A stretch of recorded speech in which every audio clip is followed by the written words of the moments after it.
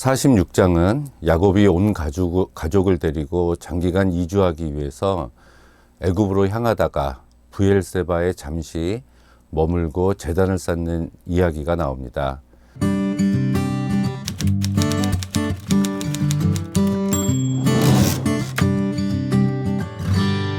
그 이유는 아마도 애굽으로 이주하는 것이 하나님의 뜻인지 한 번 더 확실하게 야곱은 확인하고 싶었기 때문에 그렇습니다.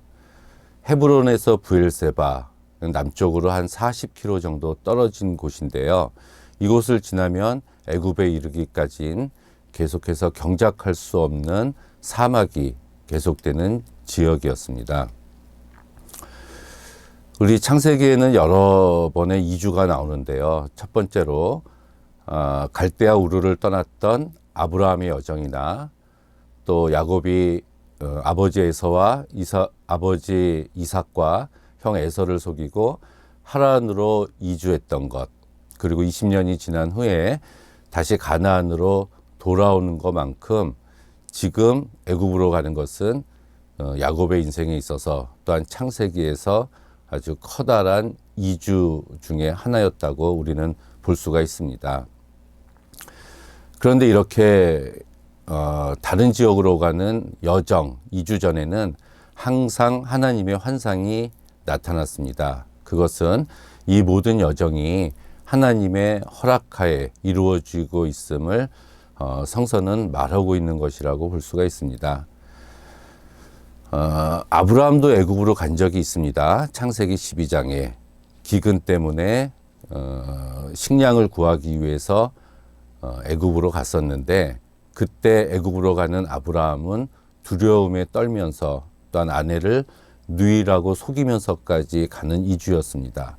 그렇지만 지금 야곱이 가는 애굽의 그 길은 두려움에 떨거나 망설일 필요가 없었습니다. 왜냐하면 애굽의 통치자인 국무총리의 지위에까지 오른 요셉의 초대를 받았고, 또한 오늘 밤 또 지난 밤에 하나님의 지시를 받았기 때문에 그렇죠. 이곳에서부터 야곱의 이름이 이스라엘로 성서는 표기를 하고 있습니다. 이것은 개인적으로는 기근을 피하기 위한 이주가 되지만 보다 본질적으로는 하나님의 뜻을 쫓아서 언약 백성의 대표자로 선택된 이주였기 때문에 그렇습니다. 그럼에도 불구하고 사실 애굽으로 내려가는 야곱의 마음은 그렇게 편안하지만은 않았습니다. 새로운 삶의 터전을 향한 두려움에 쌓여 있었죠. 이 본문에서도 새 이름 이스라엘이 아닌 야곱의 이름이 두 번 등장합니다. 이것은 야곱이었던 시절 하나님이 야곱과 함께 하셨듯이 앞으로도 애굽에서도 항상 함께 하실 것임을 강조하기 위해서 야곱이라고 하나님이 때때로 부르시기도 하셨습니다. 하나님은 언약의 확실성을 야곱이 이해하기 쉽게 야곱의 불안을 잠재울 수 있도록 알려주신 그러한 밤이었습니다. 그 전에도 야곱은 3번에 걸쳐서 특별하게 하나님을 만나는 영적 체험을 하게 되는데, 그 3번 모두가 두려움과 불안에 사로잡혀서 잠 못 이루던 그런 밤이었습니다. 첫 번째는 속임수로 장자의 축복권을 받아내서 하란을 향해서 도망을 치던 그런 베델에서의 밤. 두 번째는 돌아오는 길에 야복 강가에서 어떤 사람과 씨름하였던 그 밤. 그리고 바로 지금 기근으로 애굽으로 내려가는 날 브엘세바에서 이 야곱은 하나님을 만나는 깊은 영적인 체험을 하게 됩니다. 사실 애굽은 아브라함이 큰 위험에 빠질 뻔한 일이 있었던 곳이고, 그리고 하나님께서는 특별히 이삭에겐 애굽으로 내려가지 말라고 명령하셔서 이삭이 내려가지 않고 그랄 땅에 머무르게 되죠. 그러했었던 것처럼 미지의 땅에 대한 두려움, 그리고 늙고 힘없어서 죽음을 앞둔 나이에 새로운 삶을 살아가야만 하는 막막함에 이 야곱은 혼란스러웠을 겁니다. 그렇지만 하나님께서는 이 야곱이 마음에 품고 있는 두려움이 무엇인지 잘 알고 계셨기 때문에 내가 거기서 큰 민족을 이루게 하리라 라는 베델에서의 언약을 상기시키시면서 하나님께서 반드시 약속하신 것을 이루어 주시는 그런 하나님이심을 다시 한번 여기에서 확인시켜 주시고 계십니다. 애굽의 이주는 야곱 후손이 큰 민족으로 번창하기 위한 필연적인 과정임을 여기서 알려주고 계시는 그런 밤이었습니다. 하나님께서는 내가 너와 함께 애굽으로 내려가겠고 반드시 너를 인도해서 다시 올라올 것이라면서 야곱의 불안을 잠재우십니다. 야곱이 떠나온 땅은 하나님께서 주시겠다고 약속한 땅이었죠. 그렇지만 과연 그 땅을 떠나도 괜찮은지 야곱은 확신할 수가 없었습니다. 또한 이 말씀은 함께 해주시겠다는 이 말씀은 창세기와 출애굽기를 연결시키는 말씀으로도 우리는 해석할 수가 있습니다. 이후에 약 430년이 흐른 뒤에 모세가 야곱의 후손들을 애굽에서 빼내서 가나안 땅까지 인도하기 때문에 그렇습니다. 그리고 이 약속은 야곱의 개인적인 측면에서도 성취된 약속으로 볼 수가 있는데요. 야곱이 죽은 후에 그의 뼈가 아들들에 의해서 가나안 땅으로 돌아와서 묻혔기 때문에 그렇습니다. 이 애굽으로 떠나는 야곱의 이 여정은 그의 일생에 있어서 마지막 여행이었습니다.